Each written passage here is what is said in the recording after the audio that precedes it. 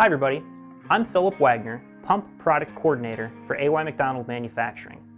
Today's video will go over some of the common troubleshooting calls that we receive on sump, sewage, and effluent pumps. We'll be guiding you through the operation of our pump products.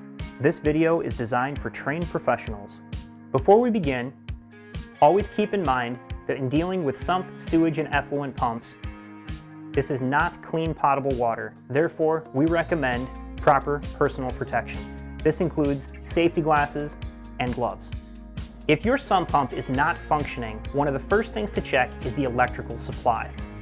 Make sure that the breaker is in functioning order, the fuse is not blown, and if your pump is plugged into a GFCI outlet, double check to make sure that the outlet doesn't need to be reset. Most sump, sewage, and effluent pumps utilize what's called a piggyback plug. In this scenario, the power cord is plugged into your power supply, and the motor for the sump pump is plugged into the piggyback. Make sure that these are properly inserted with no restrictions. If your electrical supply is sufficient but the pump will still not turn on, double check to make sure that the float switch is free from obstructions and actuating properly. Float switches operate by turning on when the float reaches a high level, therefore pumping fluids and solids out of the basin. As the level decreases, the switch will eventually reach the off position, thus turning off the pump.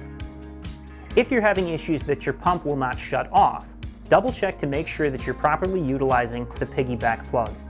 If the motor is plugged in directly, bypassing the piggyback, the motor will run constant. If your float switch is stuck in the upright position because of obstructions within the basin or the liquid level, the pump will not shut off. Make sure the float is able to move freely up and down with no obstruction.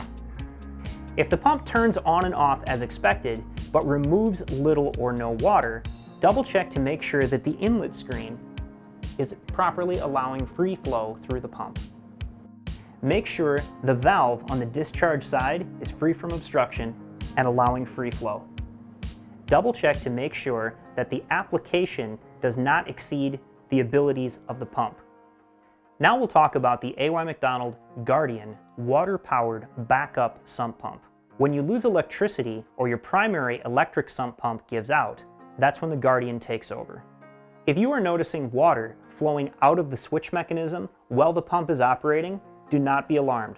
This is normal, proper operation for the Guardian. The Guardian requires a minimum of 28 psi incoming water pressure to function correctly. Double check your incoming side to make sure your pressure is adequate. If you notice that your sump basin does not empty correctly, double check your incoming check valve to make sure that it is free from obstruction and inserted in the correct direction. We recommend that you double check your Guardian every few months to make sure that it's functioning correctly and that it's ready to go in the case of your electric sump pump malfunctioning. To do this, disconnect your electric pump, fill your basin with water, allowing the float to raise, activate the switch, and allow water to flow down the inlet side. If your sump basin is not emptying correctly, make sure that there is nothing obstructing the float or float rod so that it's able to activate the switch properly. In order for the Guardian to function properly, you need to make sure that the lower suction screen is unobstructed to allow free flow of water. The Guardian requires a separate discharge pipe that is not connected to your primary sump pump. Also make sure that the discharge side is free flowing and the check valve is installed in the correct direction. It's important to remember that the application for the Guardian pump is a suction lift of not more than 10 feet. Thanks for watching this video on sump, sewage, and effluent troubleshooting. If you need further assistance, feel free to contact us at 1-800-AY-CARES. And if you like this video, follow us on other social media platforms.